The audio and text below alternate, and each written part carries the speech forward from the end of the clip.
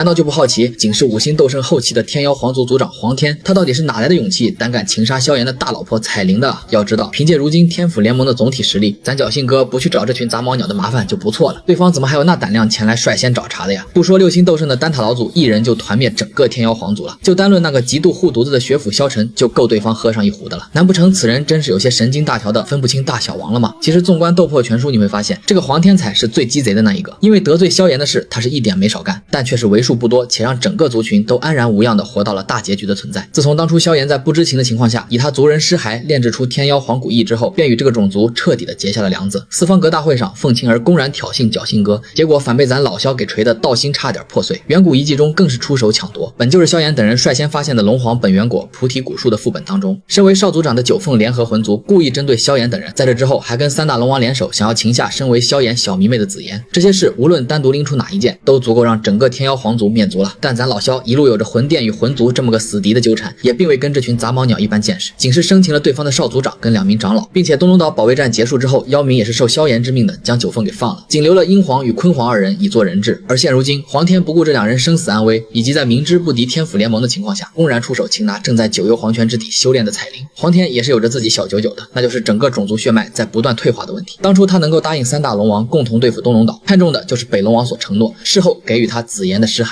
只要他能够得到，倒是以秘术将其中的远古天皇之力提取出来，他天妖皇族的总体实力必然会迎来一个质的飞跃。只可惜被当初及时赶制的萧炎与妖冥等人给搅黄了。虽然3大龙王以失败告终，但他与北龙王当初的约定已然有效。而这个北龙王也是个不死心的主，他回去之后竟然利用化龙魔阵将西南2大龙王给吞噬掉，从而致使自己的实力一跃达到了半只脚迈入6星斗圣的层次。这个时间点正好是天府联盟与魂殿在陨落之巅决战的时候，而仅是4星斗圣初期的紫妍，即便是召唤出屠龙剑，也依旧干不过对方。加上主战场乃是在北龙岛，这让的紫妍即便想要寻求萧炎的帮助，也无法从虚空当中将此消息传递出去。本来萧炎成立天府联盟，加上战胜魂殿之后，黄天便不再想着与对方为敌了。毕竟如今天妖皇族内的最高战力仅剩下了他跟一个2星斗圣的凤凰，这等实力还根本不够天府联盟塞牙缝的。但北龙王的实力大涨，却让黄天对于延续血脉之力又看到了一丝希望。为了防止跟上次一样被萧炎打乱计划，于是他这次便受北龙王之命的负责纠缠住萧炎。而这个怎么纠缠就比较有讲究了，因为一旦用力过猛的话，恐怕即便得到了紫妍的尸骸，他天妖皇族也注定会被天府联盟悉数剿灭。而黄天没有傻到攻打人家天府联盟的总部，所以他便将矛头瞄向了正在九幽地冥蟒一族修炼的彩铃。只有这样他才能师出有名，因为当时是妖冥主动与他天妖皇族为敌，这次他前来找茬不犯毛病吧？萧炎当初擒了他的儿子九凤，这次他以情子之仇为借口，想要擒了咱侥幸哥的老婆，也在情理之中吧？加上主战场乃是在相隔万里的兽域，丹塔老祖与萧晨为了防止魂族前来偷塔，必须得镇守在天府联盟，所以此次前往九幽地冥蟒一族支援的也仅有萧炎与小医仙等人。黄天想要的也仅是拖延住萧炎，妖冥与彩铃他那是一个也不敢动。所以在侥幸哥抓紧望着赶时，黄天还故意跟妖冥唠了半天的嗑，即便后来也仅是将其击退，也并未造成什么人员伤亡。因为他知道妖冥如今是跟萧炎共穿一条裤子，若是对方真有什么好歹，他天妖皇族也必然会跟天府联盟结下死仇。不然的话，以他这5星斗圣后期的绝对实力，不出半分钟便将整个九幽地冥蟒一族给全部屠戮殆尽了。后来萧炎及时赶来，加上美杜莎因获得先辈们的传承，不仅蜕变成传说中的9彩吞天蟒，且实力一跃达到4星斗圣的层次。面对2口子的混合双打，黄天自知不敌的，这才将紫妍目前的处境如实说出。所谓的也是希望跟天府联盟有着一丝缓和的可能。彼时的萧炎因为救紫妍心切，也并未跟这个老杂毛太过计较的，便前往了太虚古龙一族。而在这之后，黄天便再也没有找过萧炎等人的麻烦。如果说仅是双方之间实力上的差距，那你就有些小看黄天的头脑了。他不仅下令整个族群一直龟缩在自己的1亩3分地上，且在天府联盟与远古种族跟魂族打得难解难分时，他黄天也依旧是处于中立态度。毕竟人家大人打架，还一个小孩子去插什么手啊？再者这谁胜谁负也不是他能够猜得透的。黄天现在是不求有功，但求无过。这样一来，日后不管哪一方胜利，至少他天妖皇族也不会遭遇灭顶之灾。正因为他没有选择成为魂族的走狗跟萧炎作对，咱侥幸哥一直到突破7星斗圣，